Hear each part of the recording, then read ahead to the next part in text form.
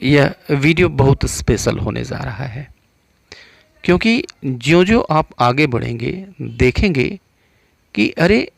ये तो मैंने कभी सोचा भी नहीं था कि ऐसा भी होता है। गो का इस्तेमाल आप जानते हैं और बचपन से गो को यूज़ करते चले आ रहे हैं, जाना के अर्थ में। लेकिन गो के दूसरे भी अर्थ होते हैं और इससे काफ़ी इंटरेस्टिंग और यूज़फुल सेंटेंसेस बनते हैं और ऐसे सेंटेंसेस बनते हैं जो हमारे एवरीडे लाइफ में काफ़ी यूज़ किए जाते हैं। तो यह वीडियो वास्तव में आप सबके लिए काफ़ी यूज़फुल, काफ़ी इंटरेस्टिंग और स्पेशल होने जा रहा है, क्योंकि इसमें हम देखेंगे गो के दूसरे अर्थ, दूसरे कई सारे अर्थ, जिन अर्थों में इसका यूज़ किया जाता है। इसलिए अच्छी तरह से समझने के लिए मेरे साथ इस वीडियो में अंत तक बने रहें।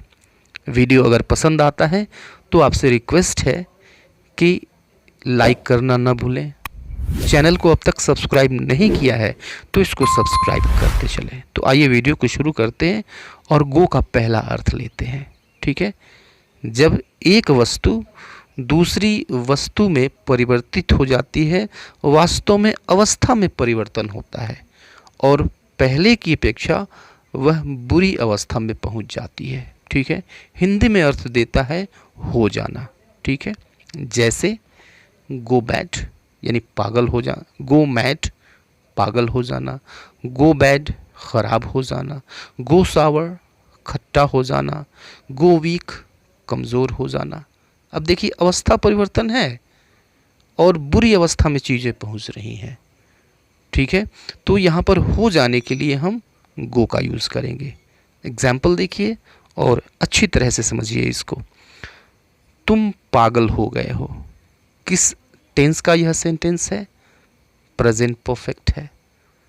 और गो का इस्तेमाल हम किस रूप में कर रहे हैं? तो हम मेन वर्ब के रूप में कर रहे हैं।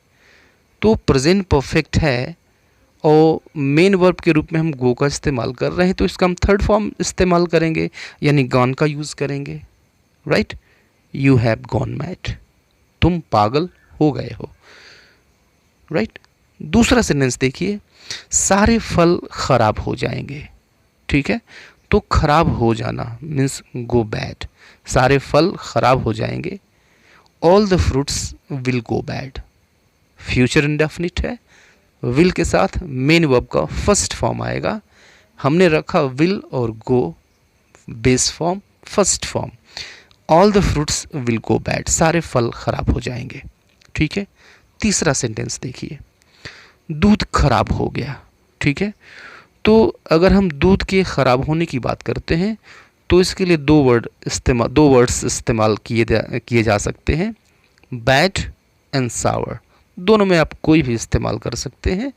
द मिल्क वेंट सावर या फिर द मिल्क वेंट बैड, दूध खराब हो गया, दूध खट्टा हो गया। दोनों तरीके से हम इंग्लिश में कहते हैं, हिंदी में हम खराब हो जाना यही कहते हैं। ठीक है, the milk went sour. Right, तो अब देखिए, चूंकि यह पास्ट इंडेफिनिट था यह सेंटेंस, इसलिए हमने मेन वर्ब की सेकंड फॉर्म यूज़ की। ठीक है, वेंट। अगला सेंटेंस देखिए, समझिए इसको अच्छी तरह से। वह कमज़ोर हो गई है, अब यह किस टेंस का है? कमज़ोर हो गई है मीन्स प्रेजेंट परफेक्ट है, तो सिंपली प्रेजेंट परफेक्ट का सेंटेंस एक हमने पीछे देखा है, वह कमज़ोर हो गई है, शी हैज़ गॉन वीक। ठीक है, तो कैसे बना है इस चीज़ को आप अच्छी तरह से समझते हैं। शी हैज़ गॉन वीक, वह कमज़ोर हो गई है। एक आध सेंटेंस और भी देखते हैं हम। अब ये देखिए, पंखा खराब हो गया। ओके, टेंस में कोई कंफ्यूजन नहीं है, पास्ट इंडेफिनिट है, पंखा खराब हो गया। अब देखिए, जब कोई यंत्र खराब हो जाए, ठीक है, काम करना बंद कर दे, तो इंग्लिश में उसके लिए एक वर्ड होता है डिफंक्ट। ठीक है, यानी फंक्शन करना बंद कर दिया, डिफंक्ट, फंक्शन करना बंद कर देना, अक्रियाशील हो जाना। तो पंखा खराब हो गया, the fan went defunct, the fan went defunct, यानी पंखा खराब हो गया। तो यहाँ पर चूंकि पास्ट इंडेफिनिट है इसलिए हमने वेंट का यूज़ किया है, गॉन का second form, the fan gone defunct. Defunct means अक्रियाशील, ठीक है, राइट। तो इसको हमने देखा, गो को देखा अवस्था परिवर्तन में, जब कोई वस्तु एक अवस्था से दूसरी अवस्था में पहुंचती है, खराब अवस्था में पहुंच जाती है, ठीक है, गो का इस्तेमाल करते हैं हो जाने के अर्थ में। इस चीज़ को आपने समझा अच्छी तरह से, राइट। अब आगे देखते हैं दूसरे अर्थ में। जैसे एक फ्रेज आता है at one go, okay, at one go, काफ़ी प्रचलित फ्रेज है ये, ठीक है, काफ़ी पॉपुलर फ्रेज है। तो एट वन गो इसका मतलब होता है एक बार में, ठीक है। जैसे एग्जाम्पल देखिए, और इस एक बार में इसका अर्थ क्या होता है समझिए इसको। जैसे तुम एक बार में सफल हो सकते हो, ठीक है, यानी एक बार परीक्षा में बैठोगे और फिर सफल हो जाओगे, ये मैं जानता हूँ, ये तुम्हारे अंदर एबिलिटी है। तो एक बार में तुम सफल हो सकते हो, ठीक है। तो एक बार में इसके लिए हम इस्तेमाल करेंगे एट वन गो। तो एट वन गो भी होता है और इन वन गो भी होता है, दोनों में से आप किसी का इस्तेमाल कर सकते हैं।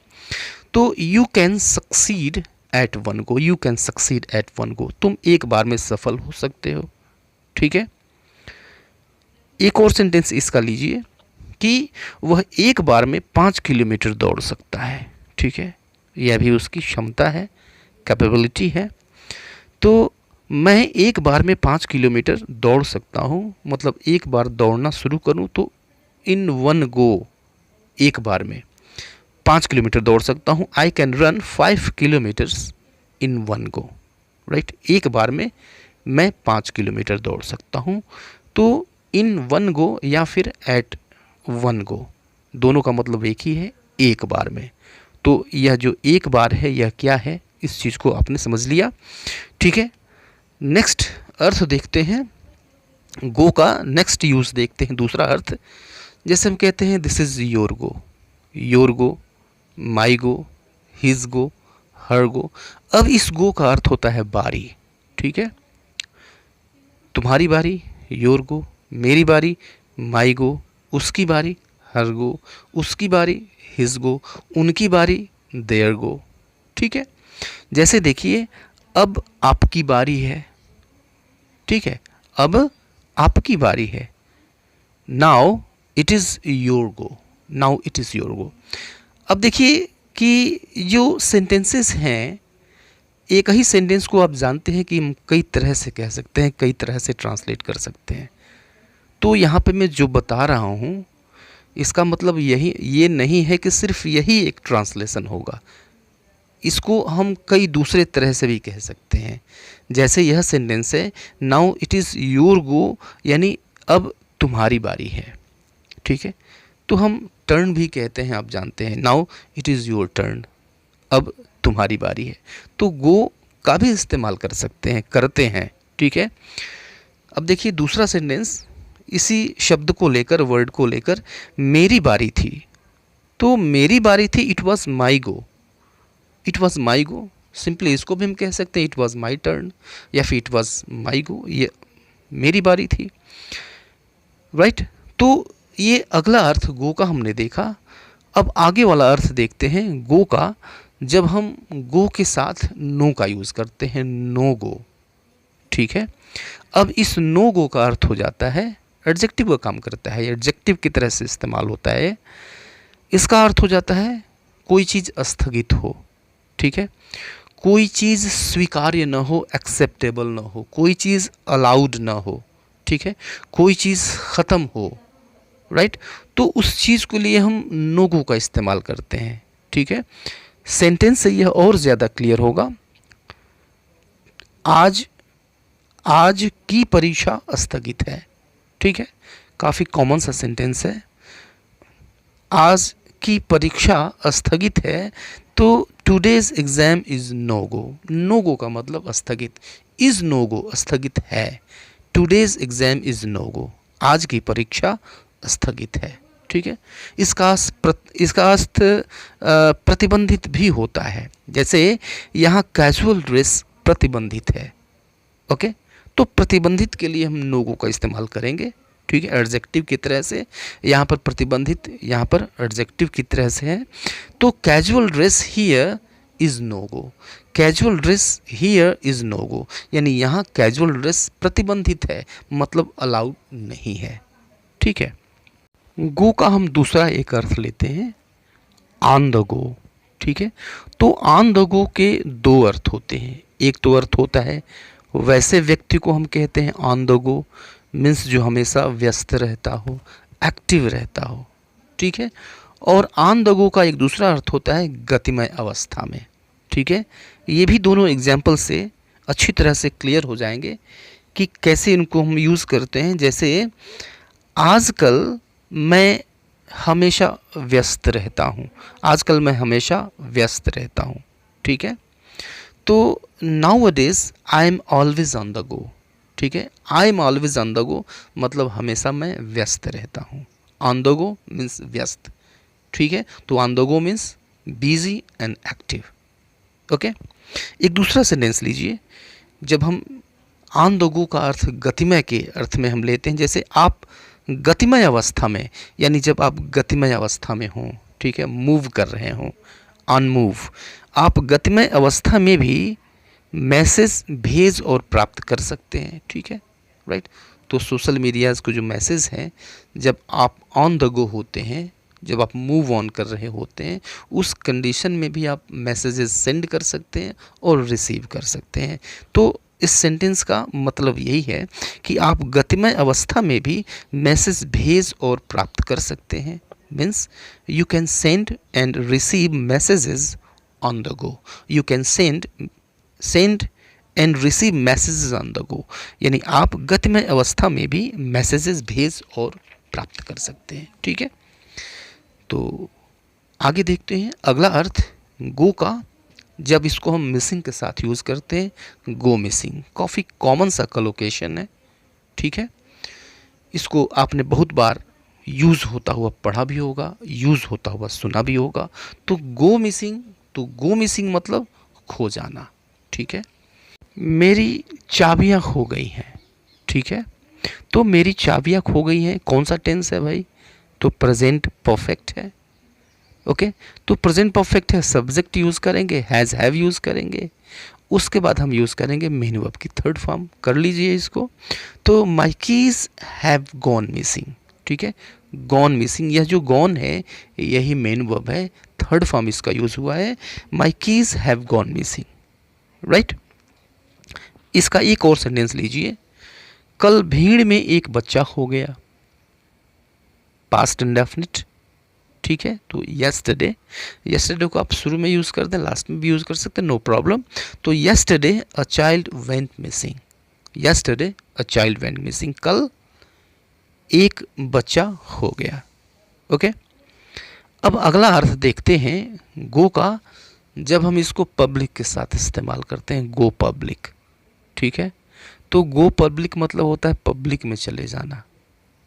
राइट। आप समझते हैं, मतलब किसी चीज़ का सार्वजनिक हो जाना, यानी कोई सीक्रेट सी चीज़ है, कोई प्राइवेट चीज़ है, अगर वह पब्लिक हो जाती है यानी सार्वजनिक हो जाती है, तो उसको हम कहते हैं गो पब्लिक हो गई, गो पब्लिक। राइट। कोई प्राइवेट चीज़ सार्वजनिक हो जाए, जैसे उसके कुछ प्राइवेट फोटोज सार्वजनिक हो गए। ओके। तो some of her private photos went public, हो गए, पास्ट इंडेफिनिट, इसलिए वेंट आया हुआ है मेन वर्ब का सेकंड फॉर्म। तो some of photos went public, उसके कुछ फोटोज पब्लिक हो गए, सार्वजनिक हो गए। राइट। एक और सेंटेंस लेते हैं इसका, यह खबर अब सार्वजनिक हो गई है, यानी यह सीक्रेट नहीं रह गई है, यह प्राइवेट नहीं रह गई है, ये सार्वजनिक हो गई है। Means this news has now gone public, this news has gone now public. ठीक है। तो आपने देखा गो के ये काफ़ी स्पेशल यूजेस थे और काफ़ी इंटरेस्टिंग से यूजेस हैं। एवरीडे ये फ्रेजेस और ये जो सेंसेस हैं ये यूज़ किए जाते हैं एवरीडे इंग्लिश स्पीकिंग में। तो अभी के लिए इतना ही, मिलते हैं नेक्स्ट वीडियो में, तब तक के लिए goodbye and take care.